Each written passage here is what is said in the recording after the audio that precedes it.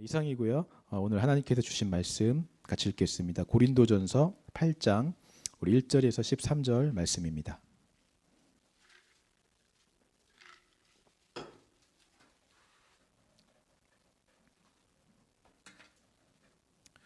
다 찾으셨으면 우리 한 절씩 같이 교독하도록 하겠습니다.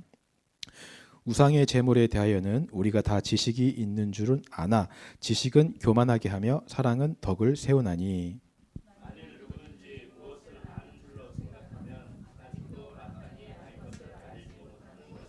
또 누구든지 하나님을 사랑하면 그 사람은 하나님도 알아주시느니라.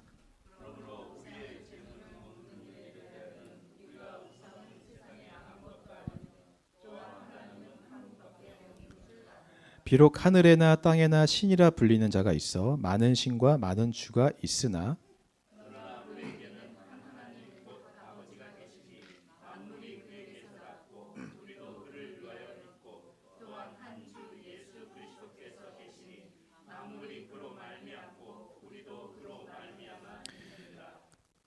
그러나 이 지식은 모든 사람에게 있는 것은 아니므로 어떤 이들은 지금까지 우상에 대한 습관이 있어 우상의 제물로 알고 먹는 거로 그들의 양심이 약하여지고 더러워지느니라.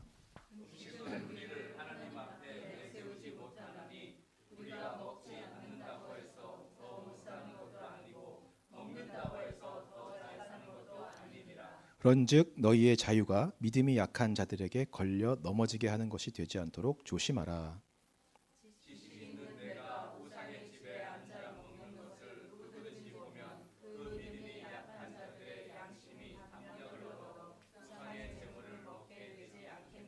그러면 내 지식으로 그 믿음이 약한 자가 멸망하나니 그는 그리스도께서 위하여 죽으신 형제라.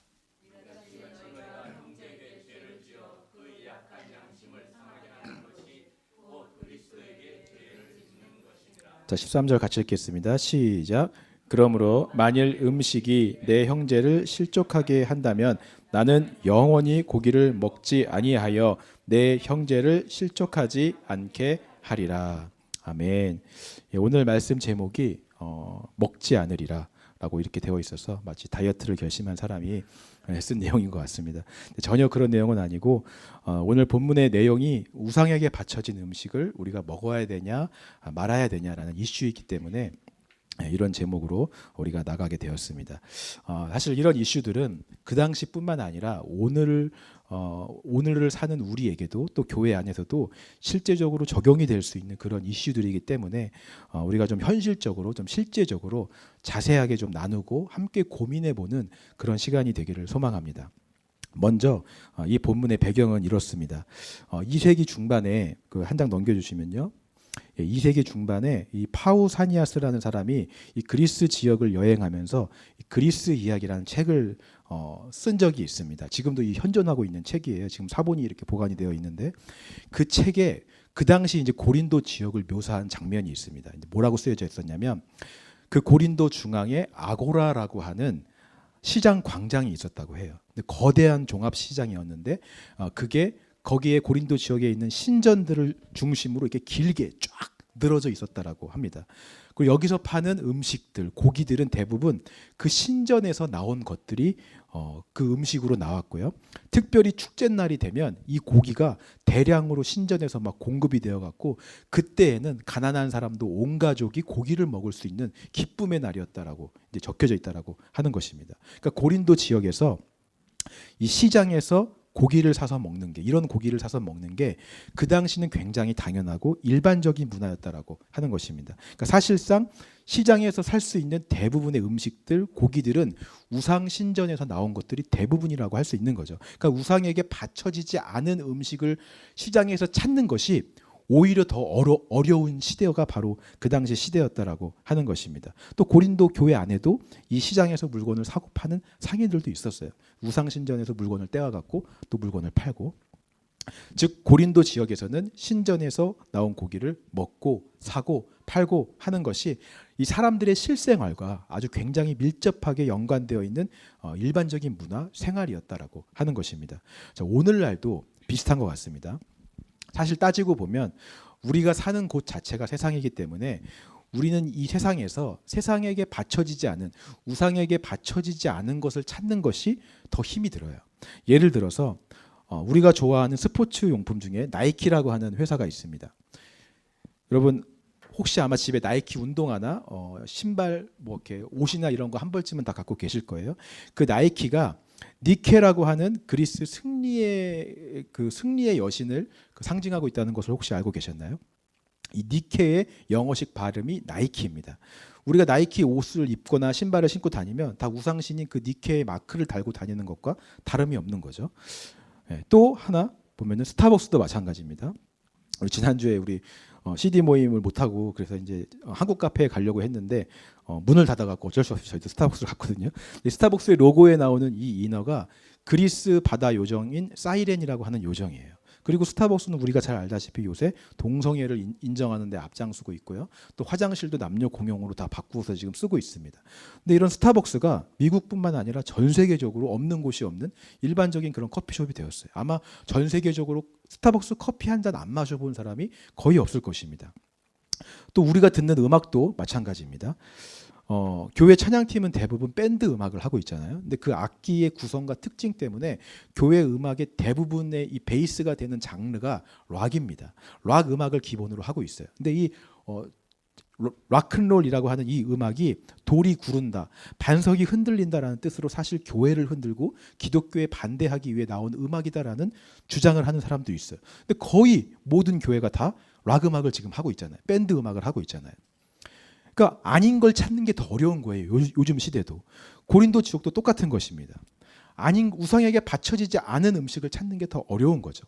시장에서 파는 음식 대부분이 다 우상에게 바쳐지는 음식이고 집에서 잡은 고기를 먹지 않는 이상, 내가 키운 그런 음식을 먹지 않는 이상 모두 시장에서 이런 음식들을 사 먹을 수밖에 없었다라고 하는 것입니다.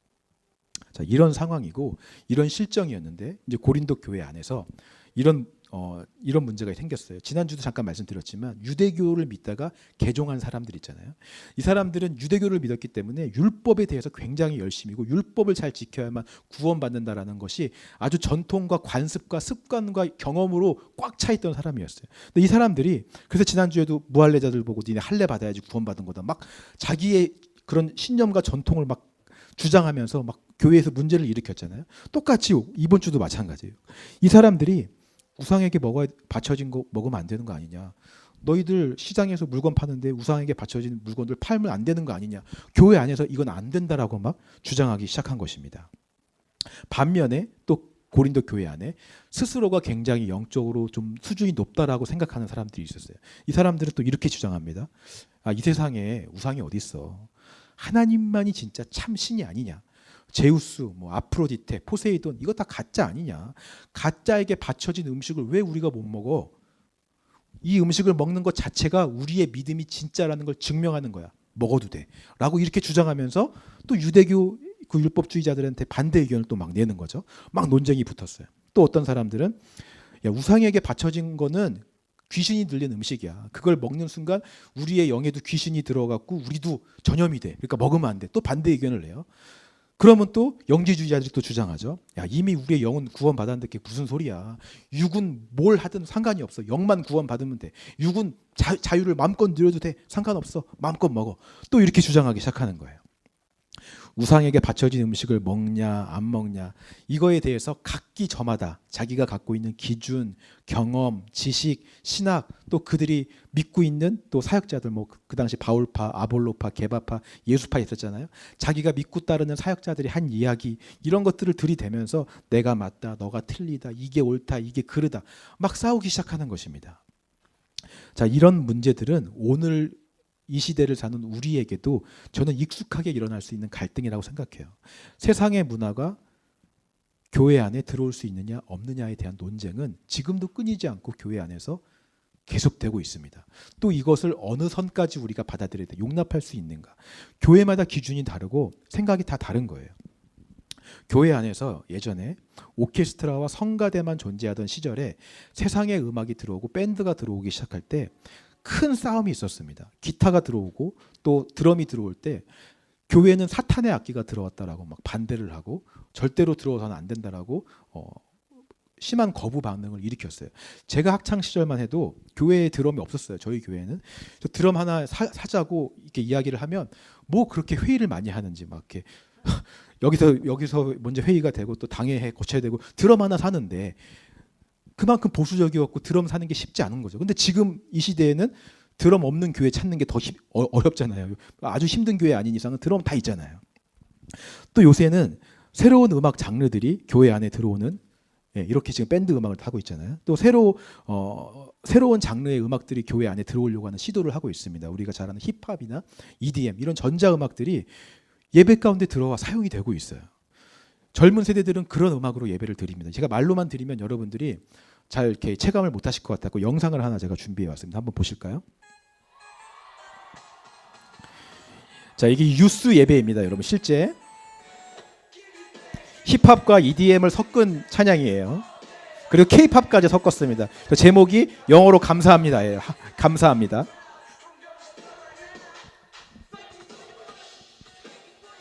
예. 일반 콘서트장이 아니라 유스 예배입니다. 유스 예배.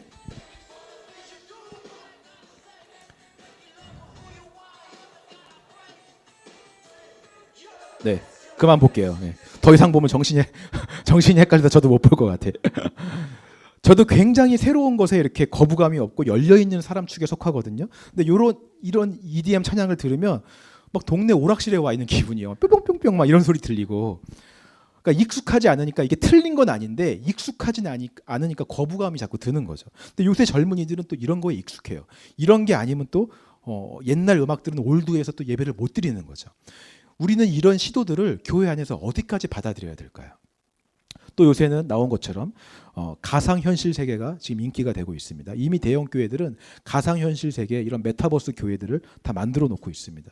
여기에 와서 예배드리는 사람들이 실제로 온라인에서 꾸준히 지금 늘어가고 있어요. 우리는 이런 것들에 대해서 어떻게 반응해야 될까요?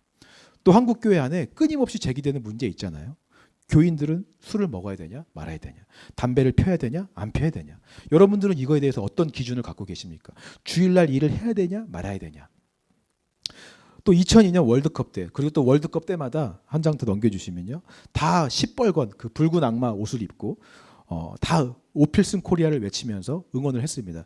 근데 교회도 그런 거에 해서 교회 이런 예배당 안에서 다 붉은 악마 옷을 입고, 악마인데 그게 심지어 그 붉은 악마 옷을 입고 이렇게 오필슨 코리아를 스크린으로 보면서 응원을 하는 모습에 대해서는 여러분 어떻게 생각하세요?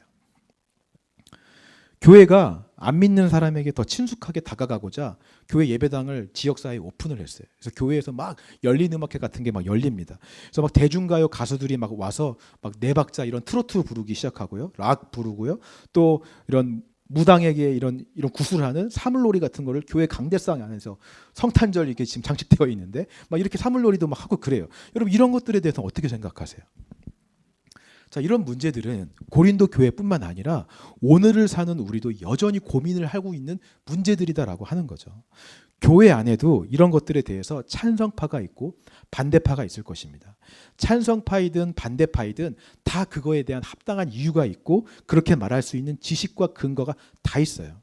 다 저마다 자기가 알고 있는 성경 지식, 경험한 것들, 체험한 이야기들, 신학적 기준, 유튜브에서 존경한 목사님이 이거에 대해서 이야기한 내용들, 설교, 유명한 사람들의 기준, 이런 수많은 내 기준과 경험과 지식을 근거로 나는 찬성한다, 나는 반대한다, 논쟁하고 싸우고 있는 것입니다. 그래서 바울이 오늘 이렇게 얘기하는 거예요. 자, 본문 1절 말씀 같이 읽겠습니다. 시작.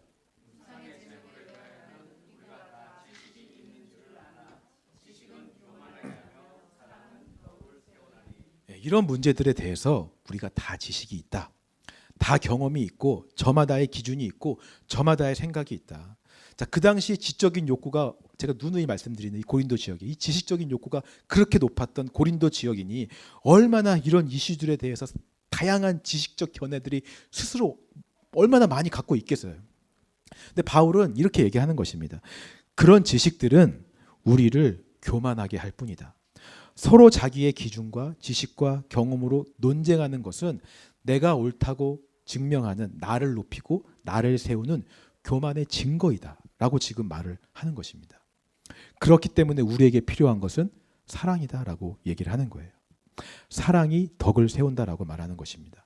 여러분, 교회는 누누이 말씀드리지만 예수 그리스도의 몸입니다. 몸은 서로를 보완하고 협력하고 함께 건강하게 세워가는 것이 몸의 역할이에요. 그 몸 안에 있는 구성원들은 그렇게 서로 협력하고 서로 몸을 세워가는데 온 힘을 기울여야 돼요. 그러기 위해서 바로 이 사랑이 몸을 세워가고 덕을 세워가는데 가장 필요한 필수적인 요소라고 하는 것입니다. 근데 반대로 그렇게 몸을 세워가는 데 있어서 이 지식이라고 하는 건 반대의 역할을 해요. 자꾸 몸 안에 이 구성원 중에 하나가 옳다고 주장하게 만들고 나를 세우게 만들고 나를 높이게 만드는 거죠. 손이 할 수 있는 막 지식과 이런 기준들을 막 들이대면서 내가 옳아, 내가 최고야. 발이 할 수 있는 어떤 그런 일들을 막 주장하면서 발이 최고야, 발이 옳아라고 서로를 높이게 하고 스스로를 높이게 해서 몸을 분열하게 만든다라고 하는 것입니다. 이런 지식들이. 그래서 2절 말씀 읽어볼까요? 2절 같이 읽겠습니다. 시작.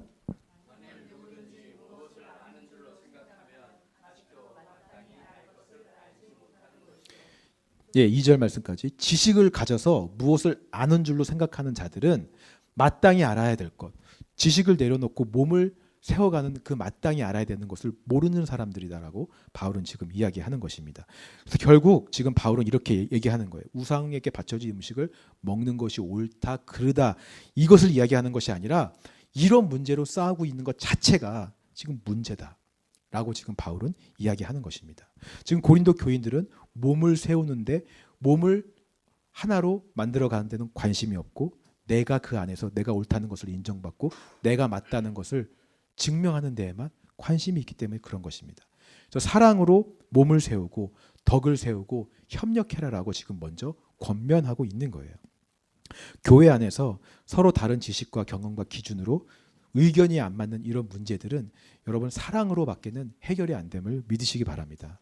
지식으로는 결코 해결될 수가 없어요. 지식은 누가 맞고 틀리고를 결정하지만 사랑은 누가 맞고 틀리고가 중요하지 않고 몸을 세우는 것이 더 중요하기 때문에 사랑으로밖에 이 문제를 해결할 수가 없습니다. 더 사랑하는 사람일수록 몸을 더 사랑하는 사람일수록 몸을 위해 더 내 지식과 내 기준을 포기하고 내려놓을 수 있는 거예요. 더 많이 사랑하는 사람이 더 많이 내려놓을 수 있는 것입니다. 부부관계도 그렇잖아요. 더 사랑하는 사람이 상대방을 위해서 더 많이 배려하게 되고 더 많이 나의 기준과 나의 가치를 내려놓게 돼요.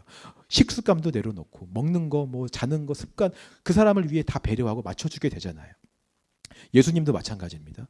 우리를 더 사랑하셨기 때문에 자신의 모든 걸 버리셨어요. 우리를 더 사랑하셔서 십자가에 달려 죽으실 수 있으셨다라고 하는 것입니다. 그 예수 그리스도의 사랑을 받은 우리도 더 사랑하고 더 성숙해서 나의 지식과 기준과 경험을 더 많이 내려놓을 수 있어야 된다라고 하는 것입니다. 3절 말씀도 한번 읽어볼까요? 3절 시작.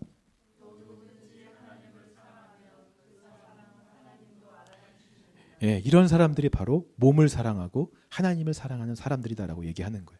하나님을 사랑할수록 몸을 더 사랑할 수밖에 없습니다. 그리고 그런 사람들은 반드시 하나님께서 알아주신다라고 말씀하세요. 우리에게 큰 위로가 되는 말씀입니다. 오늘 저와 여러분들을 하나님께서 알아주시는 사람 되기를 주님의 이름으로 축원합니다.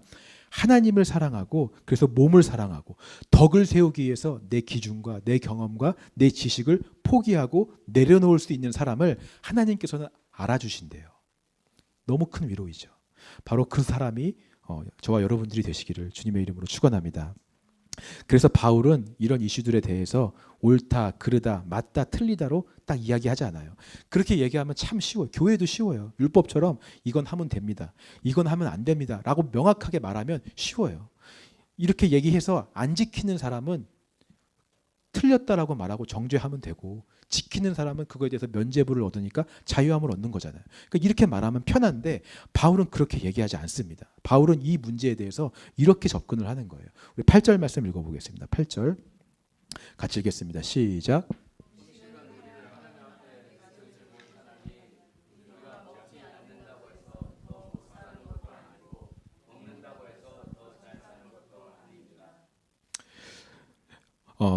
먼저 바울은 그 음식이 하나님 앞에 우리를 가게 하는 것이냐라고 물어보고 있습니다. 그러니까 그 음식을 먹으면 우리가 하나님 앞에 부정하게 되어서 설 수 없게 되어지고 음식을 먹지 않으면 하나님 앞에 나갈 수 있는 것이냐라고 물어보는 거죠. 자, 이 대답은 다시 말하면 이런 것입니다. 우리가 하나님 앞에 나아가는 데 있어서 이 음식 먹고 안 먹는 게 그렇게 중요하고 필수적인 가장 중요한 본질적인 요소이냐? 라고 지금 바울이 물어보는 거예요. 그러니까 오늘날로 말하면 다시 이겁니다.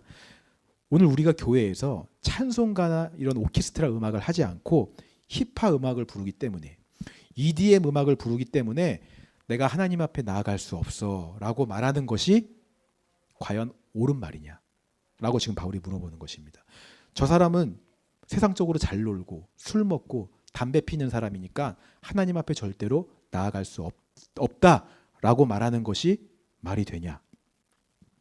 교회 안에서 붉은 악마 티 입고 월드컵 경기를 보는 것 때문에 불편해서 내가 하나님 앞에 나아갈 수 없다라고 말하는 게 말이 되냐? 이 예배당에서 트로트 부른다고, 이 예배당에서 사물놀이 한다고 해서 너가 하나님 앞에 나아갈 수 없다라고 말하는 게 말이 되냐?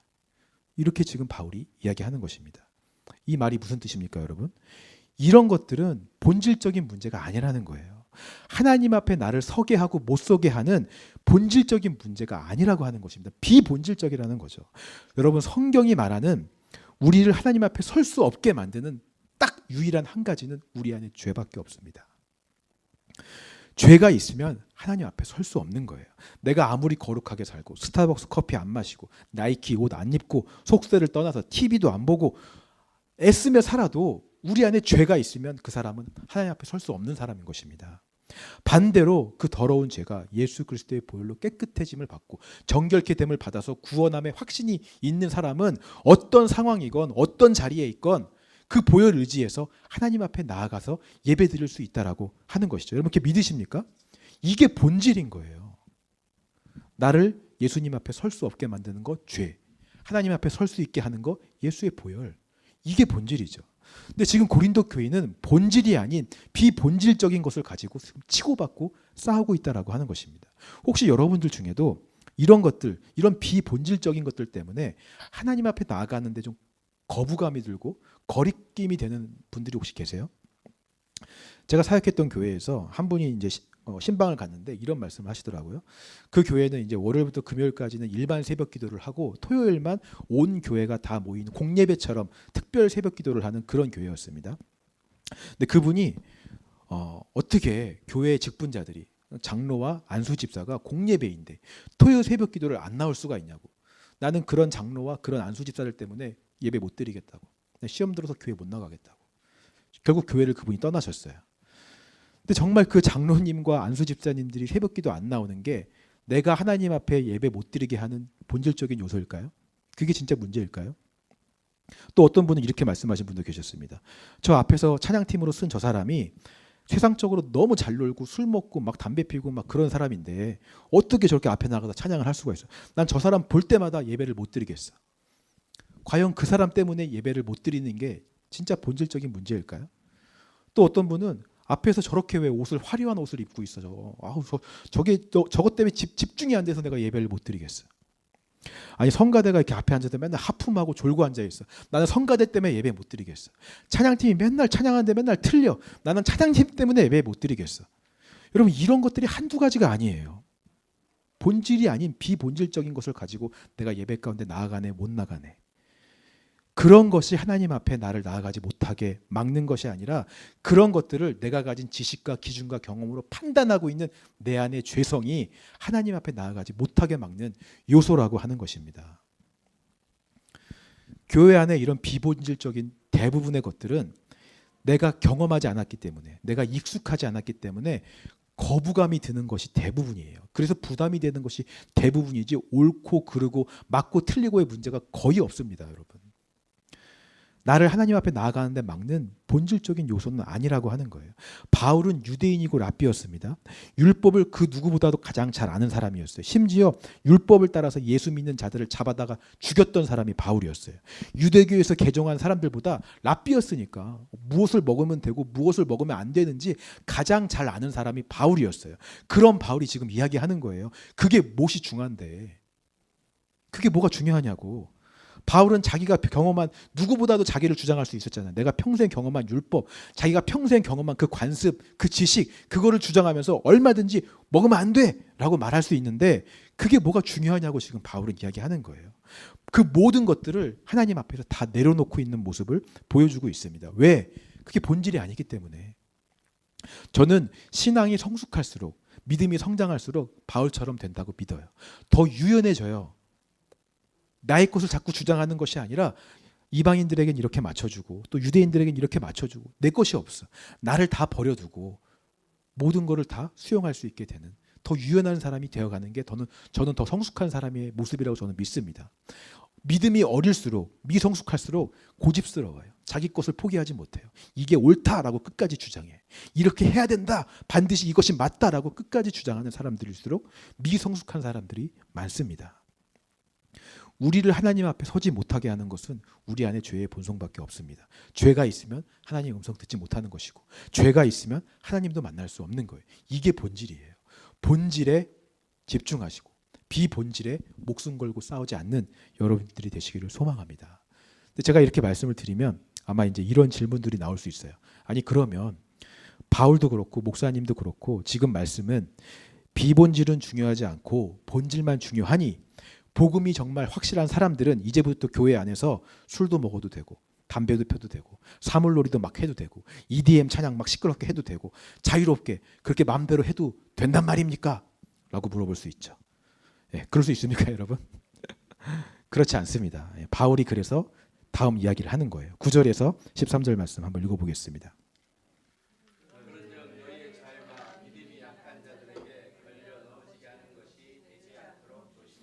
지식 있는 내가 우상의 집에 앉아 먹는 것을 누구든지 보면 그 믿음이 약한 자들의 양심이 담력을 얻어 우상의 재물을 먹게 되지 않겠느냐. 그러면 내 지식으로 그 믿음이 약한 자가 멸망하나니 그는 그리스도께서 위하여 죽으신 형제라. 이같이 너희가 형제에게 죄를 지어 그 약한 양심을 상하게 하는 것이 곧 그리스도에게 죄를 짓는 것이니라. 그러므로 만일 음식이 내 형제를 실족하게 한다면 나는 영원히 고기를 먹지 아니하여 내 형제를 실족하지 않게 하리라. 자, 음식이 내 형제로 하여금 실족하게 한다면 바울은 진짜 영원히 그냥 먹는 것도 아니고 영원히 고기를 먹지 않겠다라고 고백하고 있습니다. 이렇게 얘기하는 거예요. 지금 본질을 중요시하고 복음을 깊이 있게 체험한 사람일수록 나의 신앙적 자유함을 주장하고 따라가는 것이 아니라 내 주변의 이웃을 생각하고 다른 사람을 생각하게 된다라고 얘기하는 것입니다. 그 당시에 영지주의자들, 아까 제가 말씀드렸던 영지주의자들은 자기의 영적 수준이 높고 자기의 영만 거룩하다고 해서 육은 뭘 해도 상관없다고 얘기했어요. 우상에게 바쳐진 음식을 먹든 말든 다른 사람이 그거에 대해서 시험이 들건 말건 마음껏 음식을 먹고요. 마음껏 밖에 나가서 성적으로 문란한 생활을 하고요. 그렇게 해도 내 영은 구원받았으니까 나는 자유하다. 막 이렇게 얘기를 하고 다닌 거예요. 그들에게 이제 바울이 얘기하는 거죠. 아니야. 복음에 가까울수록 예수의 보혈에 가까울수록 우리가 더 자유할수록 우리는 사랑하는 우리의 몸을 위해 더 절제하게 된다. 더 제한하게 된다. 라고 지금 바울이 이야기하는 것입니다. 내 개인의 신앙적 자유가 더 중요하게 될수록 우리는 나를 생각하는 것이 아니라 남을 생각하게 된다라고 하는 거죠. 만약에 나의 자유함이 다른 사람을 시험 들게 한다면 얼마든지 나의 자유는 절제할 수 있는 것이 진정 복음을 알고 자유로운 사람이다라고 지금 바울이 이야기하고 있는 거예요. 제가 한국에 있을 때 일입니다. 한국 교회에서 이제 사역을 하는데 이제 교회에서 야유 예배를 갔다가 이제 예배가 끝나고 이제 친교를 하는 식사 시간을 하는 시간이었어요. 근데 한 장로님 한 분이 그 교회에 굉장히 리더격으로 있는 장로님이셨거든요. 갑자기 가방에서 맥주랑 소주를 막 꺼내갖고 집사님들이랑 같이 막 술을 먹는 거예요. 방금 야유 예배 드렸는데. 그러니까 본인은 얘기하는 거예요. 우리가 이거 먹는다고 뭐 지옥 가는 것도 아니고, 자유하다. 우리는 다 구원 받았다. 그러니까 먹어도 된다. 이렇게 얘기를 하는 거죠. 근데 그 모습을 본 성도들이 시험 드는 거예요. 그 장로님이 정말 복음을 깊이 있게 깨달았고, 내 신앙적 자유가 그렇게 중요하다면 내가 속해 있는 그 몸이 얼마나 더 귀하고 중요한지도 알고 있었을 거예요. 그렇게 행동하지는 않았을 거다라고 하는 거죠. 저도 마찬가지입니다. 제가 25살에 처음 청소년 사역을 시작했을 때 무조건 저는 청소년들과 함께 놀고 그들의 눈높이에 맞춰서 그들과 함께하는 것이 가장 좋은 사역이라고 믿었어요. 그때는 뭐 제가 아무것도 잘 모르니까 젊고 열정만 있을 때잖아요. 그러니까 잘 놀아주는 게 사역이다라고 믿고 진짜 열심히 놀았어요. 애들이랑 막 맨날 노래방 가고 막 PC방 가고 애들 데리고 다니면서 저는 그게 사역이라고 믿은 거예요. 그래도 전 자유했거든요. 이건 사역이니까 난 놀러 가는 게 아니야. 애들이랑 사역하러 가는 거야. 막 PC방 가서 게임하고 막 노래방 가서 노래 부르고. 저는 자유하는데 학부모님들과 같이 사역하던 교사들이 이제 시험에 드는 거예요. 바울의 표현으로 말하면 실족하는 거죠. 아니 저 젊은 전도사가 학생들에게 말씀을 가리키진 않고 세상을 가리킨다. 맨날 저렇게 놀러 다니면서 PC방 가고 노래방 다닌다. 이거 문제 있는 거 아니냐. 자, 그러면 그런 얘기들이 나왔을 때 제가 난 아닌데 왜 저런 말을 하지?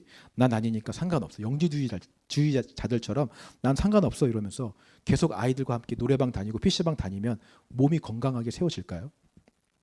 아니면 아니 저 사람은 왜 알지도 못하면서 저런 말을 해? 잘 모르는구만. 내가 설득을 시켜야겠다. 내가 배운 어떤 청소년 교육 방법론과 교육 철학과 이런 것들을 막 들이밀면서 그 사람을 막 지식적으로 논리적으로 발바이 이겨갖고 내 주장이 맞다는 것을 증명하면 몸이 거룩하게 세워지는 것일까요? 그렇지 않습니다. 정말 복음을 알고 그 진리로 인해 자유함을 가진 사람이라면 내가 아니라 남을 생각하게 돼요. 사랑으로 덕을 세우는 게 가장 중요하게 되는 것입니다. 바울은 그래서 자기는 자유하지만 영원히 고기를 먹지 않겠다라고 말하게 되는 거죠. 그래서 저도 그 얘기를 들은 그 순간부터 아이들과 절대 PC방 가지 않았어요. 그 다음부터 제가 사역하는 그 누구와도 PC방, 노래방 이런 데 흠잡힐 만한 곳 안 하려고 노력 많이 했습니다. 제가 말하는 행동이나 어떤 이런 말이나 이런 것들이 흠잡히지 않으려고 끊임없이 저를 돌아보고 애를 많이 썼어요. 나를 생각하는 것이 아니라 남을 생각하는 것이 진정한 믿음의 자유함이기 때문에 그런 거죠. 여러분들이 기억하셨으면 좋겠습니다. 믿음이라고 하는 거에는 나라고 하는 게 없어요. 나의 권리와 자유는 점점 죽고 없어지는 것이 믿음이고 예수만 자꾸 이 안에서 자라나는 것이 성숙함인 줄 여러분 믿으시기 바랍니다. 성경에 나타난 하나님께서 이렇게 해라라고 하나님이 명령하신 모든 명령을 두 가지로 요약하면 무엇입니까? 우리가 잘 아는 하나님을 사랑하라 그리고 이웃을 사랑하라. 모든 명령을 두 가지로 요약하면 딱 그거잖아요. 여기 어디에도 너의 개인의 신앙적 자유가 중요하니까 마음대로 행복하게 즐기며 살아라 라고 하나님이 명령하신 구절이 없어요. 하나님을 사랑하라, 이웃을 사랑하라. 하나님을 사랑하면 말씀을 순종하고 하나님을 사랑하면 사랑할수록 나는 없어지게 되고 복음이 있는 사람이라면 이웃을 위해 내 자유를 포기하고 나를 내려놓게 되고 내 권리를 주장하지 않게 되고 그것이 우리의 사명인 것입니다. 오늘 내 신앙적 자유 때문에 누군가가 시험에 든다면 몸을 위해 나의 권리와 자유를 절제하고 내려놓을 수 있는 저와 여러분들이 되시기를 주님의 이름으로 축원합니다. 우리 말씀을 정리하기 원합니다. 예수님은 우리를 더 많이 사랑하셨어요. 그래서 더 많이 버리시고 더 많이 포기하셨습니다. 하늘나라의 모든 보좌와 영광과 그 모든 권세를 다 버리시고 인간의 몸을 입고 십자가에 달려 죽으셨습니다. 그만큼 우리를 더 사랑하셨어요.